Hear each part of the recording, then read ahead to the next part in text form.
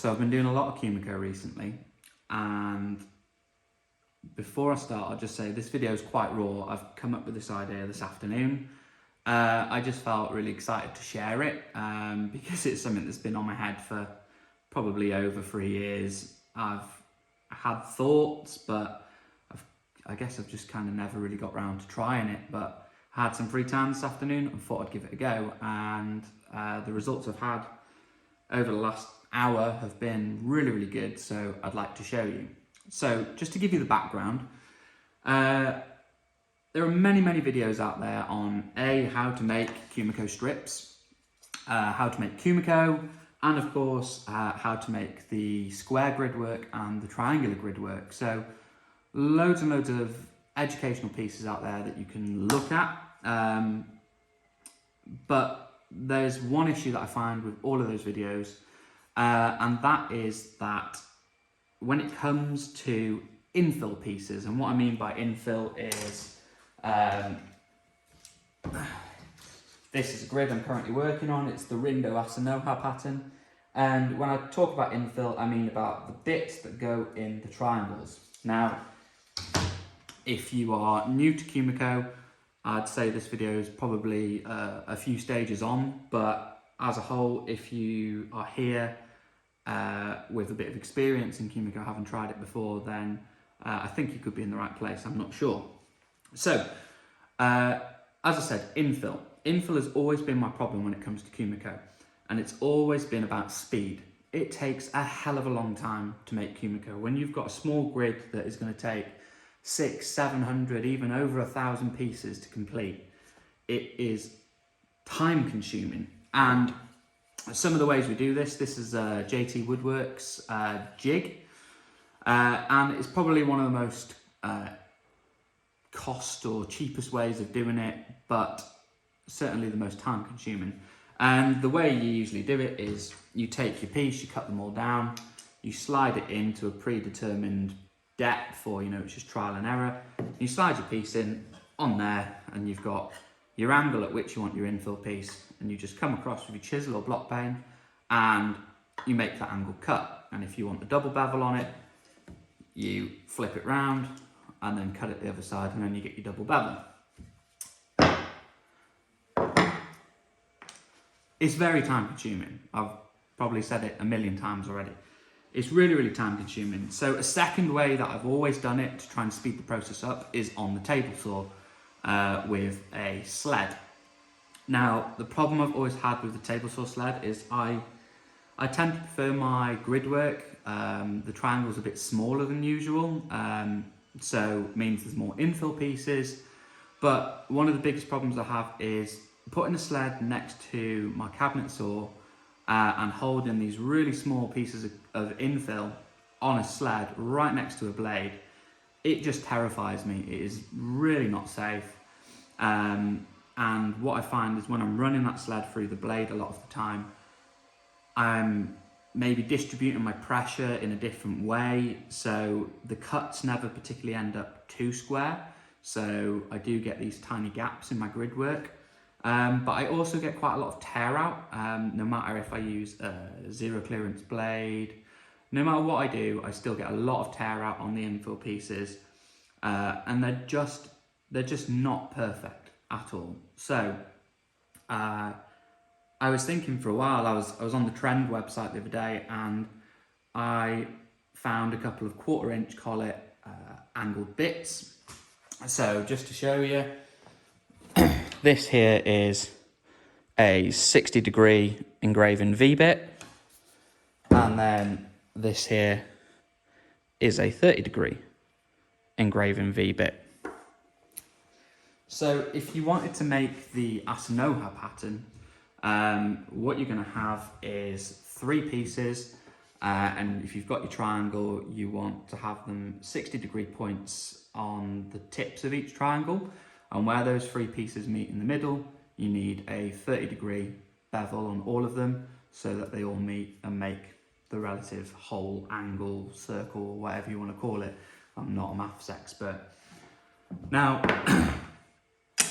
obviously, The other methods that you see from proper kumiko craftsmen over in Japan is the use of these planes called hargana planes, and they are gorgeous looking planes, handcrafted, and wow, I will one day have some, but the problem I have right now is for me to just get the 3 dedicated planes to make the Asanoha pattern, or 2 even, it'll probably cost me around £2,500 to get them bought and then get them shipped to the UK. It's a 6 odd month waiting time to get them. So every time I do have a spare £2,000, which is never, I think about it and I just think, well, I need them now, not in 6 months' time. So, as I said, what I came up with is that, for example, with the Asanoha pattern or the Gomagara pattern, you're relying on angles of either 60 degrees or 30 degrees. Now, these 2 trend router bits cost me, I think, about £12–15 each. So, pretty damn cheap. Now, when it comes to the hargana, if you've seen them before, you know how they're used. They have a plane iron that rides on, you have a fence that comes off the plane, and the way it works is you tape up your kumiko strips like this, and you simply run your plane along, and if you're doing a double bevel, you flip it over and you go again. So I thought that with these engraving V-bits, if I could simulate the motion, I guess, of a hargana and try and cut some infill pieces for the Gomagara pattern. Now, the Gomagara pattern, if you're not aware of it, takes 3 infill pieces and you cut half laps in them so that they all join over one another and then they fit within your triangular grid work. Now, I'm not going to be able to cut the half laps on this. That will probably be done on a table saw or a hand saw. But what I wanted to see is if I could get consistent pieces for the Gomagara pattern. So, I've had a play around for the last hour or so, and it has worked really, really well. And what I've done, just like they do when you see videos on the internet of them using a hargana, I've taken multiple kumiko pieces because that's where the speed's reliant, being able to cut multiple pieces at once. So for this, I've got 1, 2, 3, 4, 5, 6 or 6 pieces, but you could probably do more. I'm just early stages, not trying to run before I can walk. So I've taken 6 pieces. I've taped them up because what I've found with this over the last hour is they really do need to be supported so they can't run backwards. But taping them up, I've got some stops on a piece of birch ply, all square, keeps everything square. I've got my fence set on my router, and what I've done is I've set the 60-degree V-bit to cut but leave the smallest hair on the back of it. On the back of the strip itself, because what I found is when you cut all the way through it, they tend to just fly everywhere. So I've left that little piece on there because I've noticed that that's a thing that's done when you do cut them with a hargana. So I've left that piece on so that I can then cut, take it off and just snap them off, but it'll be really, really clean. So literally, let me just show you this. So router on.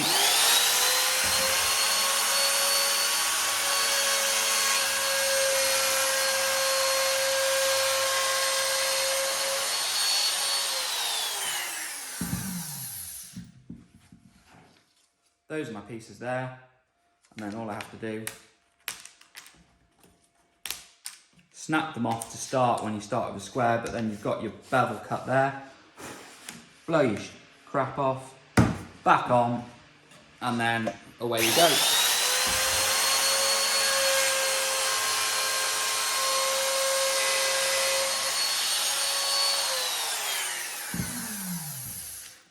So those are your sort of junk pieces there. Now I've established the first bevel at 60 degrees, come back, run the bit again at 60 degrees, snap them off.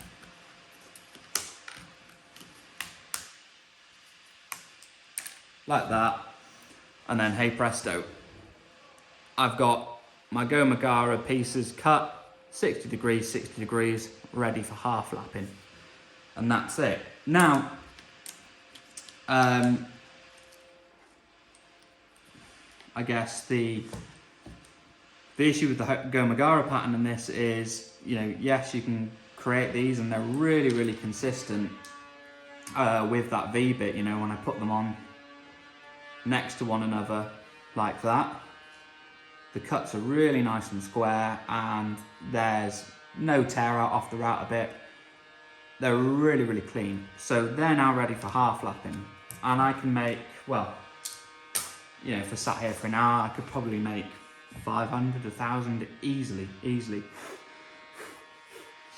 It's not a perfect method, but it's a lot faster and it's a way of simulating that technique of using a Hargana plane just with a 60-degree V-engraving bit, whatever it's called. So I can literally sit here and make loads of these if I want, no problem. So I'm really, really, really happy with the results as a whole. But then I was trying to think about taking it one step further. And I think for this, I would need 2 trim routers, essentially. Because I was thinking about making the Asanoha pattern, and it still is doable. All you would have to do is take your V-bit, if you're creating the triangular grid work, and you would just need to depth your router to about halfway through, and it might take some trial and error, but as a whole, if I depth my router back about halfway there now, so that's almost halfway. So if I depth this halfway through the strip and then try it,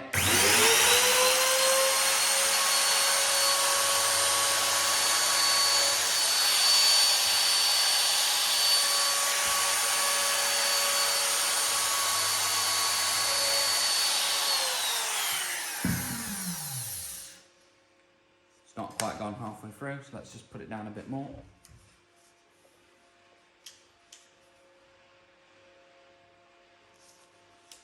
Let me just try that again.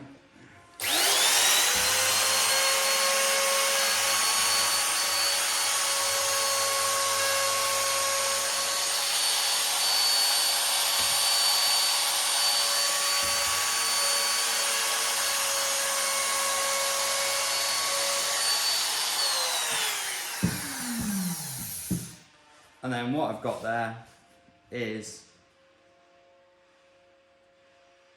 pretty close to perfect double bevel. I'm not sure if you can see that. Let me try